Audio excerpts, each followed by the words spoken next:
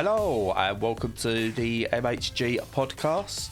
As usual, life could be a little bit miserable and life could be a little bit dark, but we're here to bring you much joy as we possibly can and maybe a little bit of light at the end of the tunnel, sort of, maybe. But to share with me today, it's Stu. Hi Bradley, how you doing, Stu? I should do that the other way round. I should introduce myself, then you, because then I haven't got to introduce you, then come back to me. Anyway, hi Bradley, I'm joined by Stu. How you doing, Stu? I'm not bad. Yeah, no, I can try and be the light at the end of the tunnel. It will probably be like me holding a torch, ready to sort of thwack you around the head with the torch. But, you know, it's better than a... Actually, it's not better than a kick in the head, is it? It's about the same. But I don't know. Yeah, there could be light at the end of the tunnel, who knows? If you get kicked by a horse in the head and you just don't have to watch everything that's going on in the world, then, you know... There is an upside, yeah. That's an upside. But talking of lights at the end of the tunnel, that's not even a second, I don't know where, but if you like your Tory government, the Milky piss tea version of it, seems Labour have had quite a massive swing in the local elections, which is good. It is. It's one of those, anything's better than the absolute worst. It's one of them scenarios, isn't it? Yeah. Yeah. So, yeah, we've got rich tea versions of Tories rather than the digestive version of Tories. I don't know my biscuits. What are the worst biscuits? Because that's what the Tories rich tea are the worst biscuits, or arrowroot. Yeah, something like that, definitely. Yeah. They're just, I think you're right. And the like, Labour are just like digestives. Yeah. Keir Starmer's doubling down on the Tory idea of trans women can't be in hospital with other women, you know, because we all know about trans women kicking off in women's hospital wards. Well, all the time. It's just constant, isn't it? Yeah. So what we'll do is we'll put those women into a men's ward, and we'll put the trans men.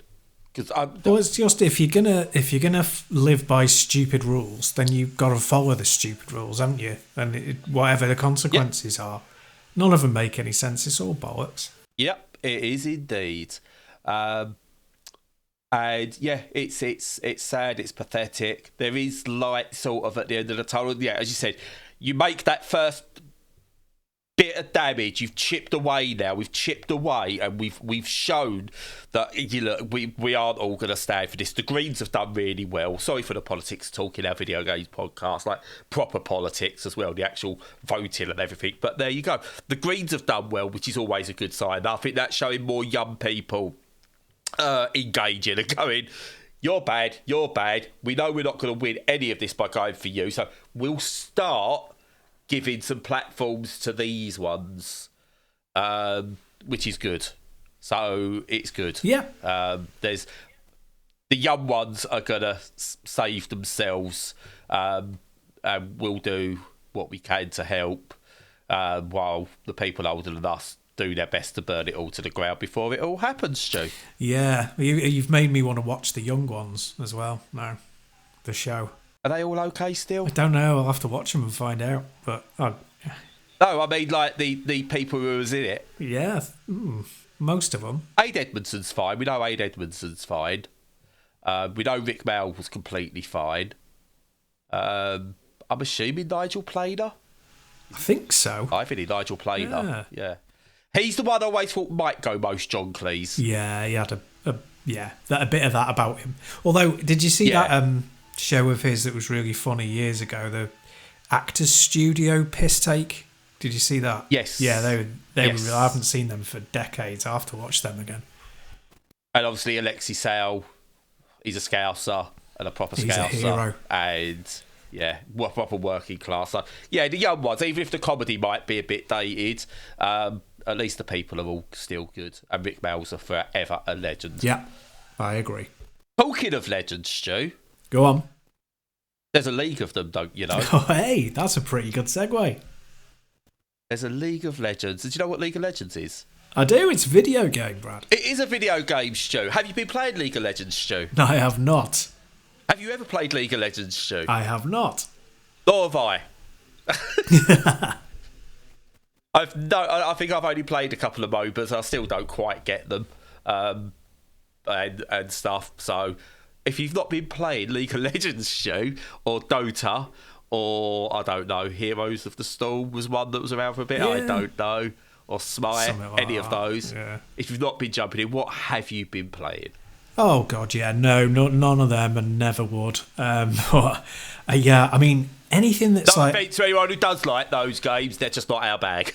well, exactly, and it mainly because I'm like really not competitive. I mentioned a while ago, like I do like playing online games, although I almost never do it. But it's always cooperative. I mean, it can be PvP, your team against another team, but I don't like Battle Royale or anything there. It's you against a load of other people. It's just way too competitive for me. I don't like that. Oh, I don't mind. I will play like a Call of Duty. I used to, but I always used to play it with like, "Yay! I got a kill! Woohoo!" So yeah, That's how I have to play them because I'm useless. But yeah, and they get the abuse going, "Oh, noob! Right, you've wrecked our game." I'm like, "But I got a kill. I might have died 28 times, but I did get a kill. Woohoo!" yeah. I was all right at Halo 3 online. Me and my mates had a gang 20 years ago now, or whatever it was. Again. Yeah. Again. Yeah, it shows how ages that is. Yeah, I don't know what they're called now, are they? No idea. Teams. Who knows? Who knows? But yes, I have been playing video games that are not MOBAs, and I've, as promised last week, I have a roundup style excitement this week because I've been playing. I bought a month of PS Plus, whatever it's called, not the ultra high expensive one, but the one below it, so that I could catch up on some games. The intention was to like get Horizon Forbidden West again, but I haven't even got around to that yet. But I have been playing games that are new to me. So I played Sackboy, A Big Adventure, which is all right. It's not bad. It's one of them that's like, it's got really good stuff in it. It's got really good platforming, which is a big change from Little Big Planet, which was just terrible platforming. And it was just like, a creation tool, really, wasn't it? You used to convince yourself Little Big Planet was good. Yeah, exactly. I just didn't get on with it at all. But yeah, no, this one is much better. It's a more Mario-styled 3D adventure. It's very physicsy. It's more physicsy even than Mario, which like in 3D, it's still like, it's got loads of like, you have to use momentum and stuff in a way that you don't in the 2D games, but it's still got that 2D kind of core to it. It's a good blend. Whereas this is like fully kind of physicsy. It works. Some levels are better than others. There's a lot of good ideas in there and there's a lot of mediocre ideas. And it's also sort of geared towards having multiplayer, and like I was just playing on my own, and it doesn't really suit single player. A lot of the levels don't.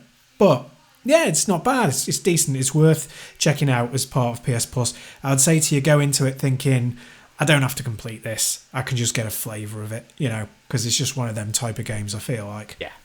I just like Sackboy. Sackboy is the most wasted personality. What are they called? Mascot, I think, in gaming.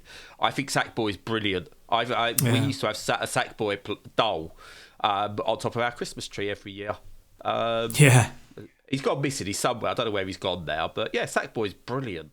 Yeah, that's a great character. Use him better. Yeah.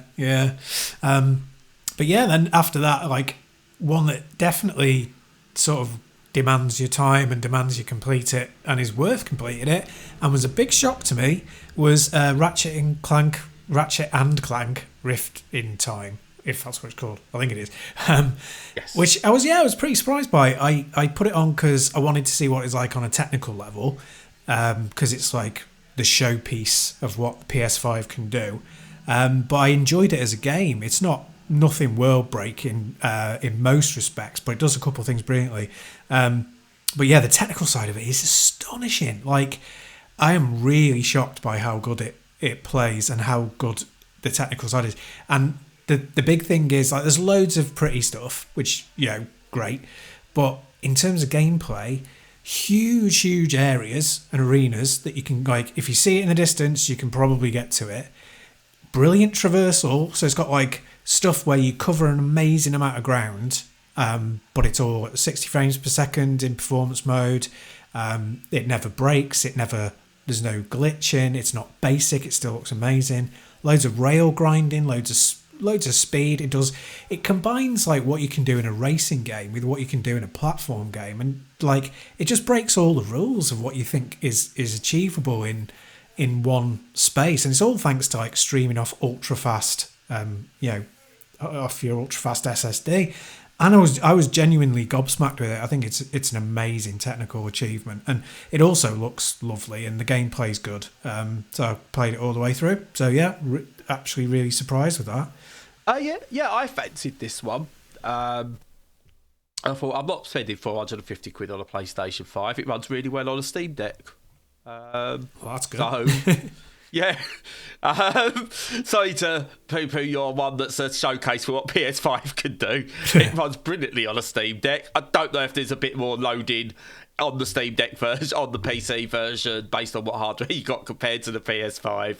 But what Sony's are able to do with some of their teams, as we spoke about with Forbidden West, the loading times are near non-existent in that as well. So whatever technology or black magic they're using, they need to share it amongst some other games, because I've played a couple of games that are not, let's say they're not strenuous, but have loading times that are 3 times as long as what I know from Forbidden West and what I can remember from Ratchet and Clank. Yeah, that's it. I know that like the PC can kind of can kick it out of the park as well, like that, but yeah, getting it done on other PS5 games does not seem to be a thing. And if you compare it with, like, I know it was like, originally PS4 sort of stuff, but compare it with God of War Ragnarok, which has got all of your kind of like your small areas. It's got like crawling through tight spaces to mask loading times and all that. It's just a world away from it. And it's a complete showcase for what it can do. And yeah, it's a shame that PS5 just doesn't add more of that, to be honest, but yeah. And God of War has a lot of smoke and mirrors as well to mask being a bad game. I don't like God of War. Ouch. Yeah, no, I bounced off the remake more times. I got about halfway through in my last attempt and just went, I just don't enjoy this. It's just not very good. Yeah, I kind of had a similar experience, to be honest. I played both games and gave up on both of them. They look amazing, but they're just not all that fun to play, I don't think. No, and also Kratos, it's like they've gone, oh, look, they've made him soft now. He's like a dad. I said, he's still like one of the most toxic characters in video games. Yeah, he's dragging a boy along with him doesn't make him a good character. The voice actors are like everything. They're boss. Everything I've seen of them, they are boss and they knock it out of the park. But it just, if you're gonna go with, I was gonna say GLaDOS. If you're gonna go with Kratos, they should have a kid, GLaDOS and Kratos. Anyway, if you're gonna go with Kratos, just go with what he is. I had more fun with the original games where I knew he was an arsehole, because he was toxic masculinity. There's nothing wrong with a toxic masculinity-based character if that's what you go for. Don't try to appeal to everyone by softening that character. If the main crux of that character is he's not out of touch, but he's a god, why should he have the human characteristics or such that we have now? I don't mind. Like, if you had to be a game with Hitler, don't soften Hitler. That's not what you need to do. Hitler's Hitler. Why do you always go to Hitler for stuff like that? Not just me, though, just in general. I suppose because he's the worst of the worst. If you want to be a Pol Pot City Builder, right? Don't go, Pol Pot is a bit misunderstood and he's better now. Don't do that. Kratos was an arsehole. Right, he used to sleep around. He's a video game character. Kratos is an arsehole. He sleeps around. He's like, what's the part of the patriarchy and all stuff like that. That's who he is, and that's who I want that character to be. I don't need every character to be softer than Kratos. But they can't write him well either. Sorry, that was a tangent. No. Well, it's an interesting one. Yeah, I think mostly agree with that. Yeah, I don't mind my toxic masculine type characters if they're done in the right way. Yeah, there's room for it as long as it's done properly. Yeah. It's yeah. But yeah, and the final one I was playing is Gungrave G.O.R.E, which got like a critical mauling, but I wanted to play anyway because I loved the original game on the PS2, even though that got a critical mauling and everyone hated it. And it's just one of them that I like and very few other people do. And I've been playing this one and I'm still really enjoying it. It's like incredibly basic. It's kind of Devil May Cry light, but it looks good. It's got ridiculously like blowing loads of people away. I like the combo system. I like the graphics. It's just dumb arcade fun, and I just really enjoy it. It's yeah. I've never picked this up, but it's one of those where I think I've had it on wish list and just never got round to it. It's got good reviews on Steam, which is interesting. It's mostly positive. But yeah, it does look stupid and dumb and almost... It's kind of looked like someone's made Stranglehold mixed with Sunset Overdrive mixed with Devil May Cry. Yeah, it's a total throwback. You know, it doesn't do anything new and it doesn't even try to. I don't think it's just dumb. It looks like its era. It looks like a 360 era game. Yeah, totally, or earlier. Yeah, it really is. But if you like that, your quid's in. Better than Wanted Dead? Definitely, I'd say. Oh. Because lots of people like that for some reason. I get it. Quite. As I said on when I reviewed it, it's got bits of it that are all right, but Gungrave G.O.R.E is better than that. So if you liked Wanted Dead, you should play this because I reckon you'd like it more. It's only £6.13 at the moment on Steam. Oh, do you know? I might have to get that. Double dip. I'm gonna add that to the wish list again. I don't think I quite afford it at the moment. But I'm gonna add it to the wish list, and I might pick that up if I've still 10th of May. That's on sale too, so I'll have a little think. Very good. Yeah. Anyway, was that the last of your PlayStation games? That's it for now. Down with the kids and everything. Absolutely. Well, you'll love to know that I've been playing just random indies this last week. What a shock. I would talk about Manor Lords, but I will.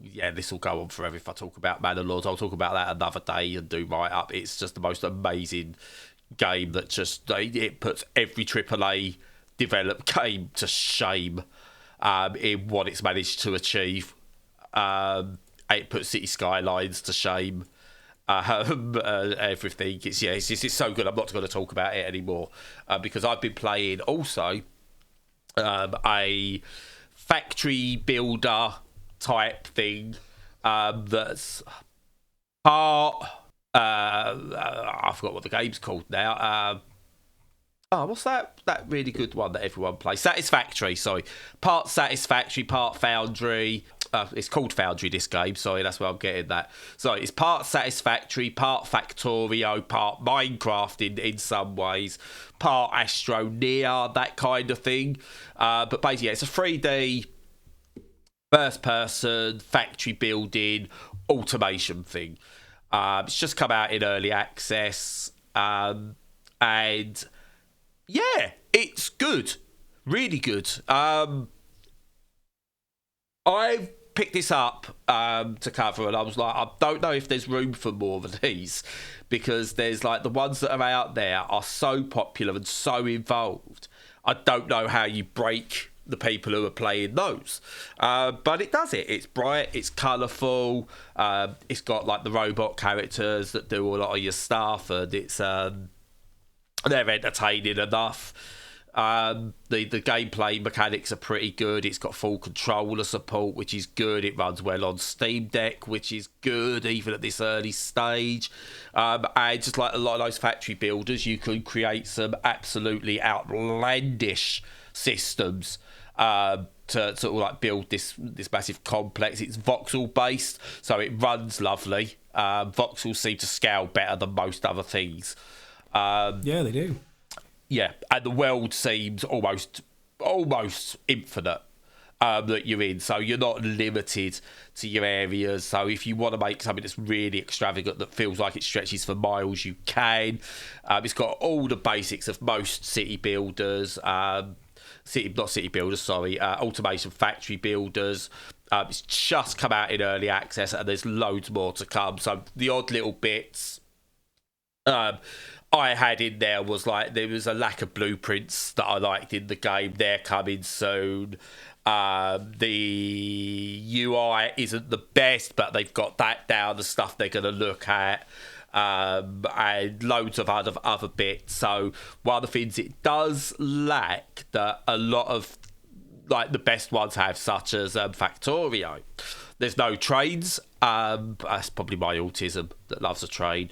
And there's no like farming and stuff like that, but they're researching that at the moment, and that's for way down the line.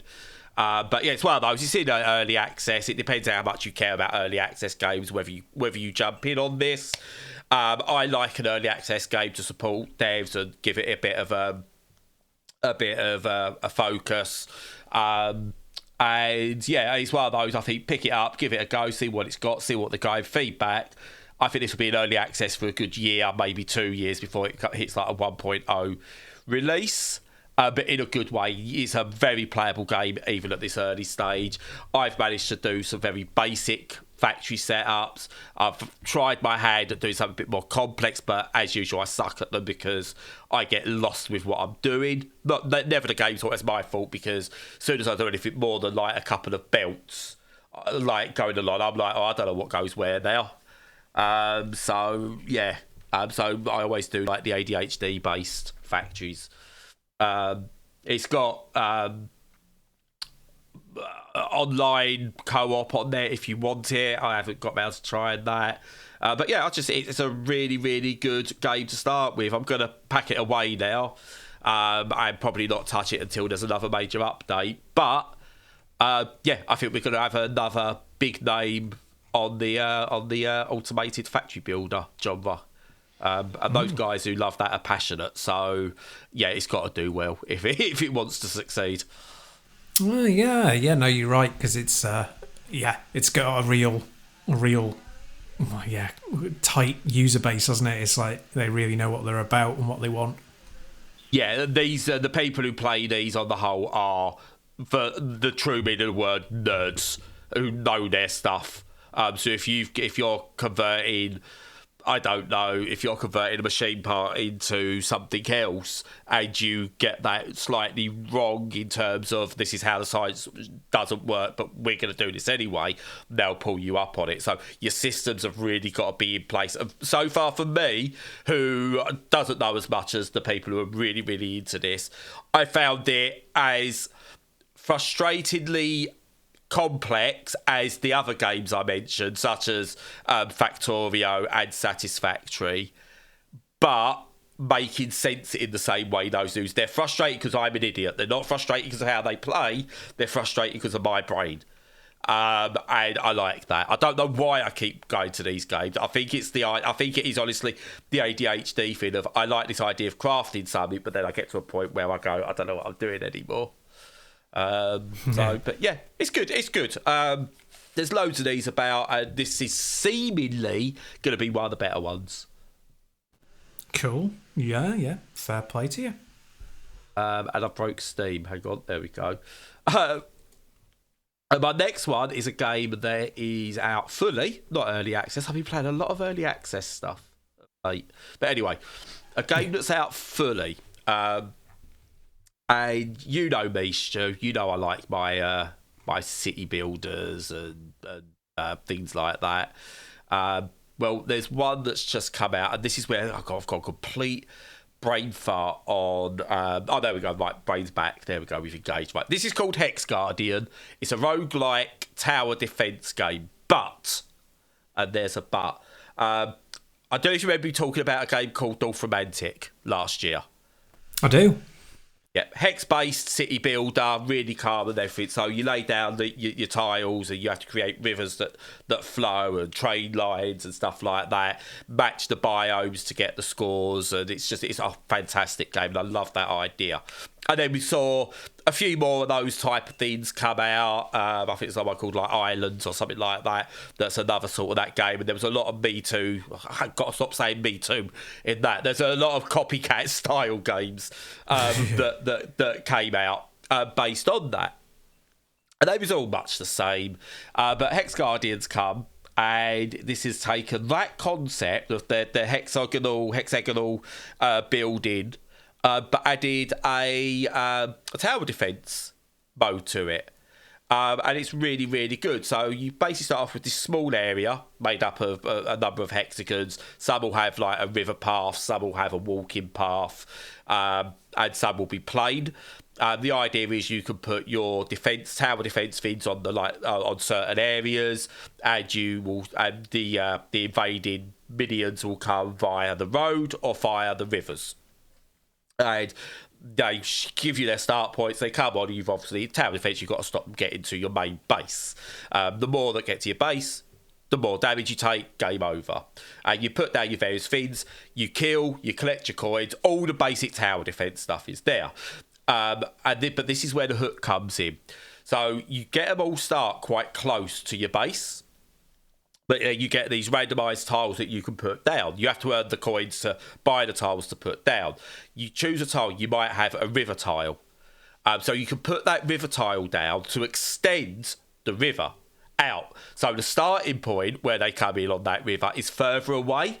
So you can put more turrets down at a further distance to try and stop some of the stragglers getting closer, so you can then concentrate on the harder enemies as they get closer and maybe build up your defences nearer your base.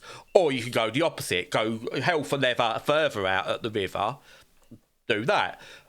Same with paths, you might get a path, go further out with a path. But what's really clever, something it introduces quite quickly in the tutorial, but you don't get too often in the actual game you play, is you could get ones where, so you would get in Dorfromantic, you might get a river piece where you can close a river and turn it into a lake, but you give it an endpoint. Well, you could do that here. You could get a river piece that might close a river, and if you close a river, enemies will no longer spawn at that point. So you could go, right, we've closed that river, there's only another river over there, and I know they're always going to come from there. So let's destroy these elements that I put here and use what I get refunded back to then really concentrate all my fire on this area. Same with roads, you can do that. And there's more complexities you get. There's upgrades you get via random cards that you can pick up and stuff like that as you go. But I'm playing it, and my first thought was this is going to be too much in one. I'm not sure how this is going to work. But, oh my God, it's really, really good. Superb what it's managed to do. Take two different genres and absolutely blend them to perfection to make a game that, yes, it's not perfect. There's a few things I think they could do to improve. Because, again, what it also does as well, you could put down a tile that could open up a new path as well, which I really like. Or you could create two entry points into one path. And there's so many strategies and expansions you could do. It's just really good. I think UI-wise, it needs improving to a degree. I think there's stuff that could be improved there. Because it's not always obvious why stuff can go where it can and why it can't. It's not always clear, especially as you zoom out where maybe they're coming from initially. So there's loads of different elements that need improving. It uses a day-night cycle, so you use the day to actually build your defences, and then the night is your actual defending. But yeah, I'm really good time with it. I've put a number of hours into it already.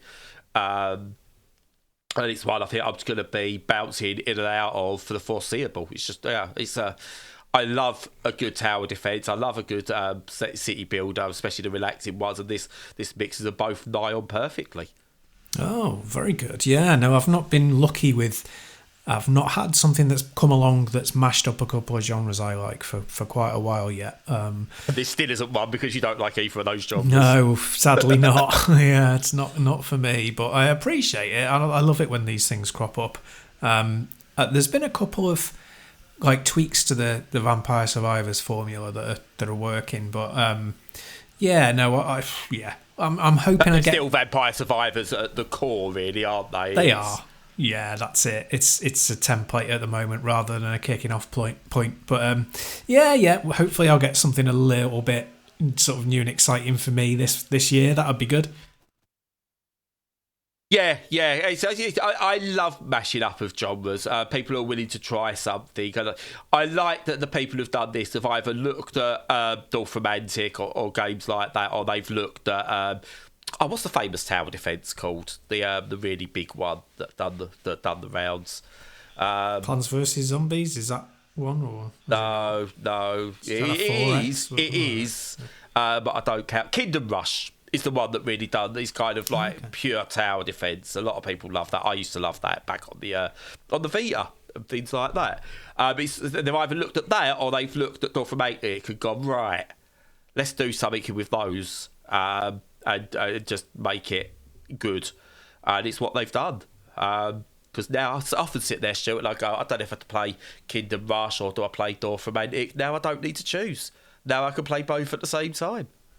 Isn't that what everybody wants? That's what everyone wants. Yeah.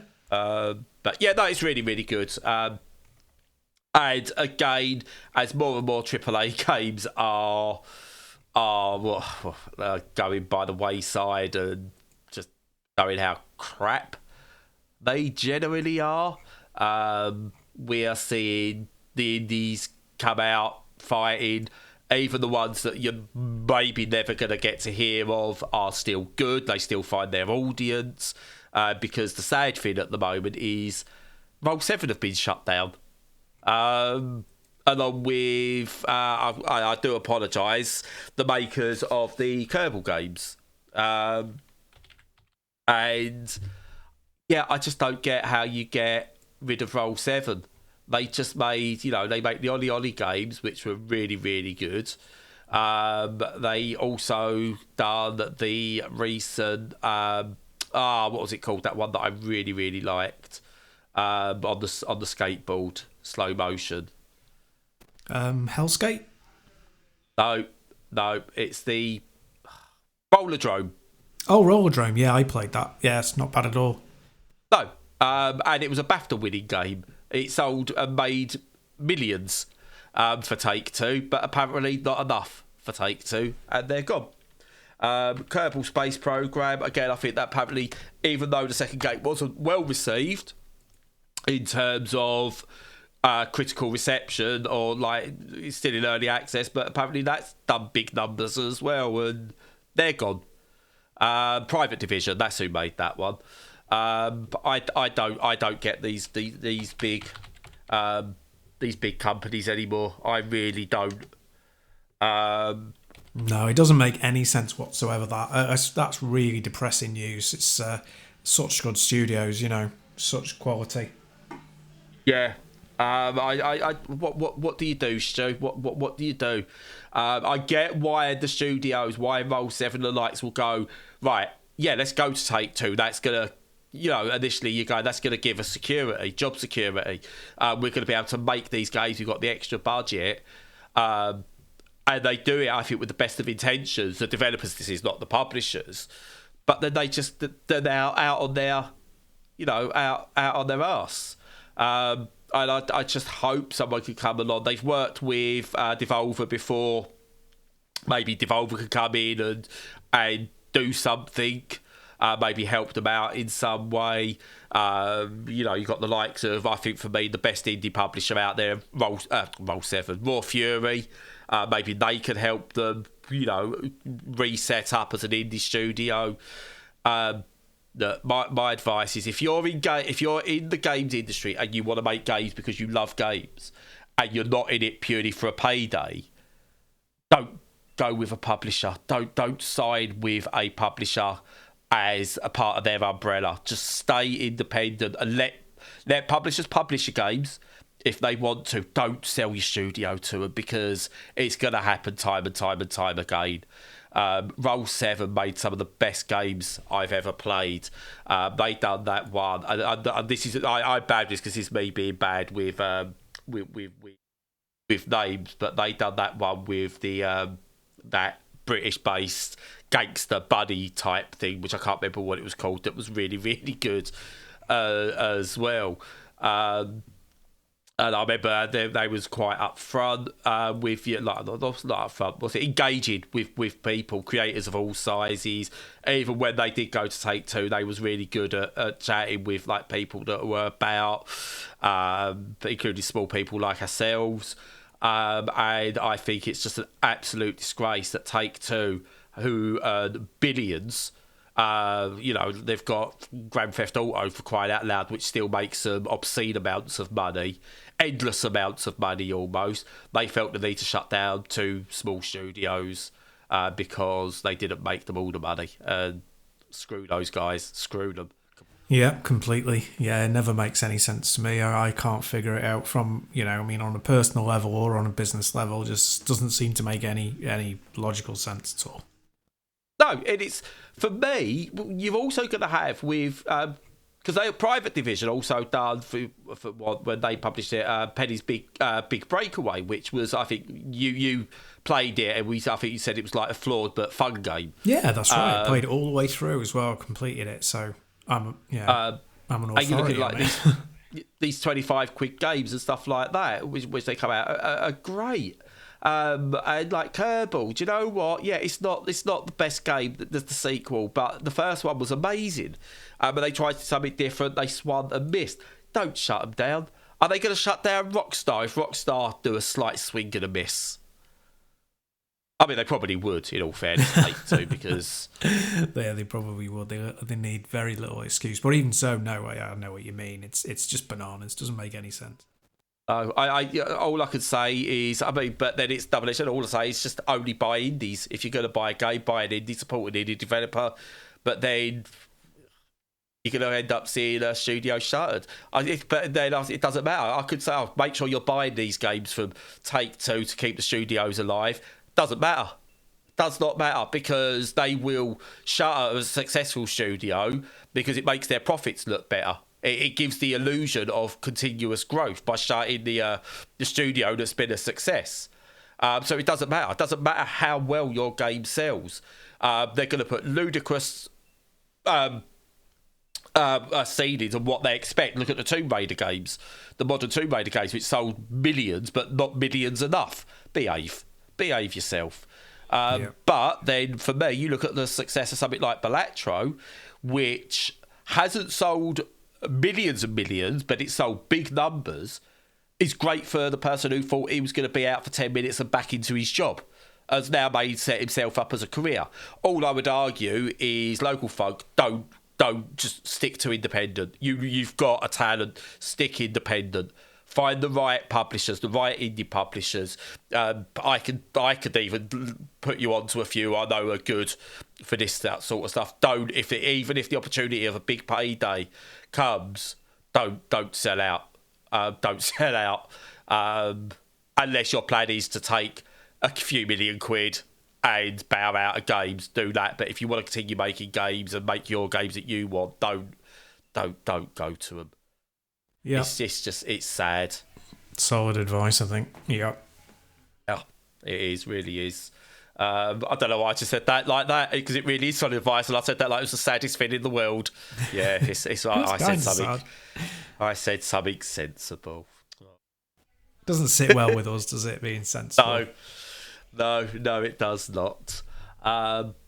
Aside from that, there's nothing else I would say. I kind of went, I wasn't even planning on that. It's just I remembered that the games industry at the higher levels is shit.